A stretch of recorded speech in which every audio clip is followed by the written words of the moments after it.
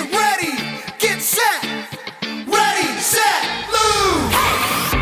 You've been with me from the start. You're the one who knows my heart. You are there for me, Jesus. You are showing me the way, love and kindness every day. You are helping me, Jesus. So I'll follow you, here and there and everywhere.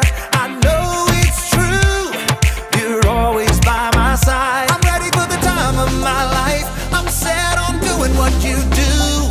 I'm gonna share your love with the world. Ready, set, move!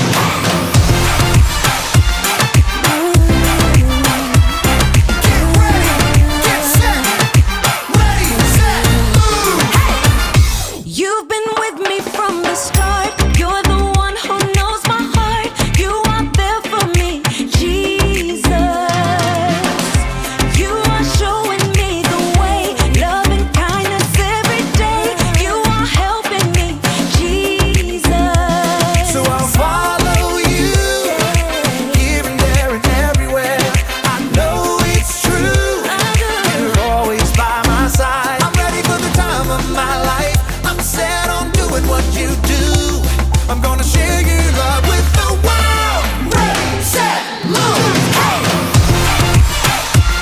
Get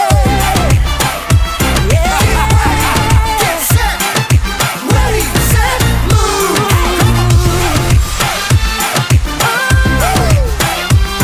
Get ready, get set, ready, set, here we go! I'll do what Jesus told me, believe what Jesus showed me, love 'cause Jesus loved me. We trust that He is with us, no, He will never leave us. Let's shout what He did for us. Bring it down! I'm ready for the time of my life. I'm set on doing what you do. I'm gonna share your love with the world. Ready, set, move! I'm ready for the time of my life. I'm set on doing what you do. I'm gonna share your love with the world. Ready, set, move. Do what Jesus told me. I'll do Jesus whatever you want me to do. ready, set, move! Trust in you. Trust in you. Set, move!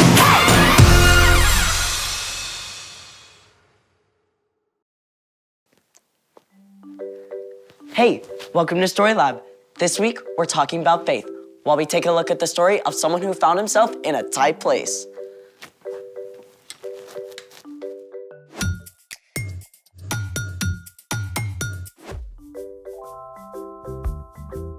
Hey, I'm Skylar. And I'm Sebastian. We're talking about faith, which is trusting in what you can't see because of what you can see. I see something really cool. What's even more cool is what you can make with these. Well, what are they? Mosaic tiles. Oh, for like stepping stones and stuff. Or for some of the most amazing art in the world. Let's move. This is Parc Güell in Barcelona, Spain. That whole long wall is just full of mosaic tiles. Yep, including this little guy. Aw. And check this out. Wait, is that a staircase? Yep, the 16th Avenue tiled steps in San Francisco. It's like walkable art. You have to look down for this one too. Okay, that is epic. Exactly. It's the Great Pavement of the Westminster Abbey in London, England. King Henry VIII commissioned it to show the story of creation. This is a close-up. It's about 750 years old. I wonder how many feet have walked across that. Millions and millions, I bet. All right, now I'm itching to create. That's great, but first, we have a challenge. A sticky one. Which is... We gotta figure out which glue to use. Then, Let's do it. So what have we got here? Exhibit A, your classic school glue. Exhibit B, hot glue. You need to stick with a grown-up to use a hot glue gun. I see what you did there. And Exhibit C, super glue. Grown-up alert number 2. If we want to make a mosaic, we need to stick these glass tesserae. Slow down, vocabulary queen. Tesserae? Tesserae, a small tile, glass, or other material used in the construction of a mosaic. That's better. We need to stick these glass tesserae to this tile base. So, we're gonna test each glue to see how well it sticks the tiles together? You got it. A good glue has both strong adhesion and cohesion. You just did it again. Adhesion is the ability of a glue to stick to a surface. Cohesion is the ability of a glue to stick to itself. I guess that makes sense. If the glue doesn't stick to itself, then you just get two separate layers of glue paint. Bingo. So let's stick to it. Up first, school glue.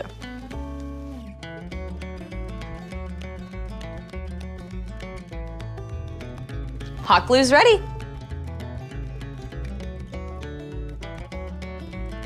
There we go. Okay. And finally, super glue.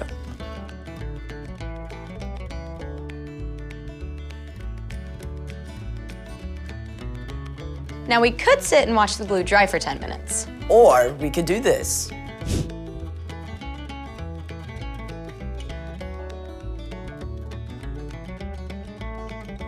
Now I'm gonna see if I can pop them off with a little pressure. Nope. Oh. Nope. School glue down. We still have hot glue and super glue in the running.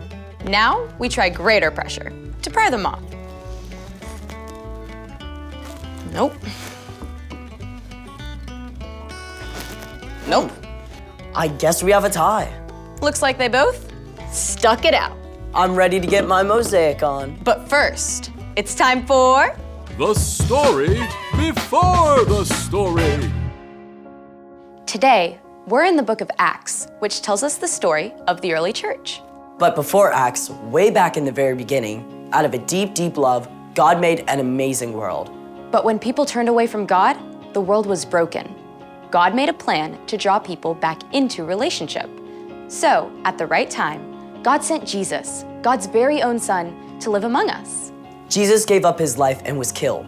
But on the third day, he rose to life. After Jesus returned to heaven, the early church grew quickly, with the help of God's Spirit.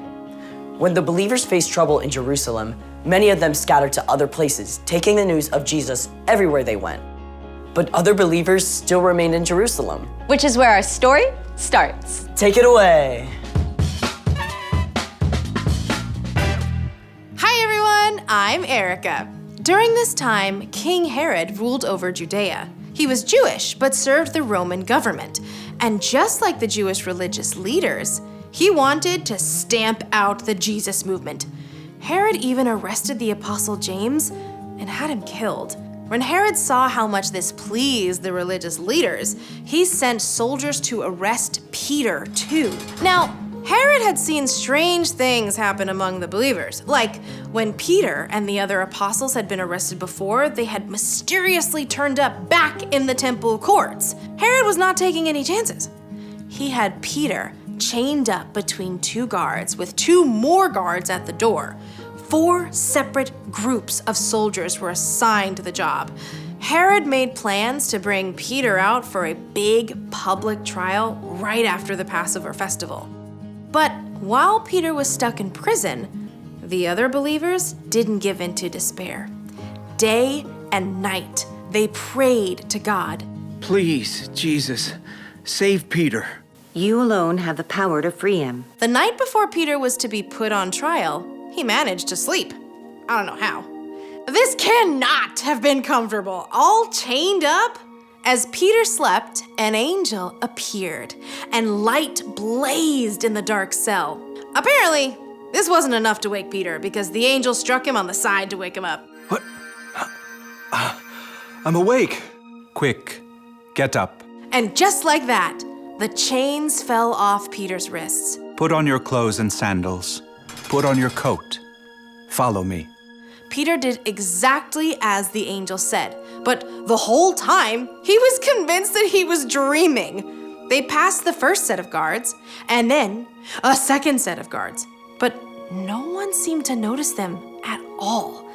When Peter and the angel arrived at the heavy iron bars leading into the city, the gate opened, seemingly all by itself. Peter followed the angel right out of the prison and down the street.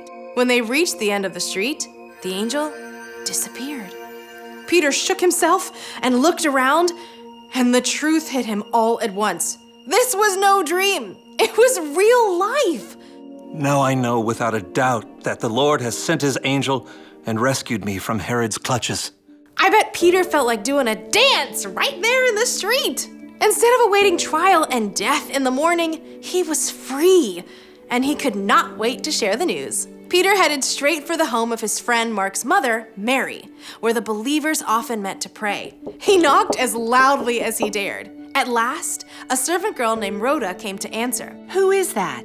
It's me, Peter. When Rhoda realized it was Peter, she was so excited to tell everyone that she ran back inside without actually opening the door first. It's Peter!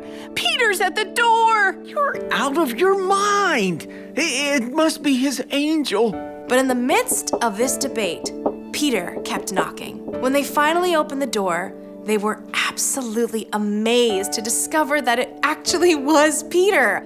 There was a huge commotion, but Peter signaled for them to be quiet. Then he explained the whole story. Tell the other believers about this. After sharing his story, Peter left the believers. In the morning, the prison guards were shocked to discover that Peter was gone. They searched everywhere, and when they couldn't find him, Herod was so enraged he had the guards killed. But in spite of all this, the early church continued to grow. The end. I bet Rhoda got teased for a long time about leaving Peter at the door. You pray so hard for something, but sometimes it can still be a surprise when you actually get it. So, what's our part in the story? Well, you may never end up in prison like Peter, but there will be times when you feel completely stuck with no way through. Maybe you've studied and studied, but you just can't seem to understand math. Or you've been trying really hard to be kind to your younger sister, but every time she bugs you, you can't help from snapping at her. I remember when I started at my new school, it was really hard for me to make new friends. I felt so alone. It's tough feeling stuck. But when you're in a place like that, you can be certain of one thing. No matter how frustrated or alone you feel, God is right there with you. When you ask God for help, God promises to provide patience, perseverance, encouragement, and hope. And sooner or later, you will get through it. That's what I like to hear. For sure. See y'all next time. Bye. So here's the thing. God is with you, even when you feel stuck. I've been trying to imagine what an angel might look like. Me too. Think we're anywhere close? I think if we actually saw an angel, it would blow our minds. True story. Thanks for joining us in the Story Lab. See you next time.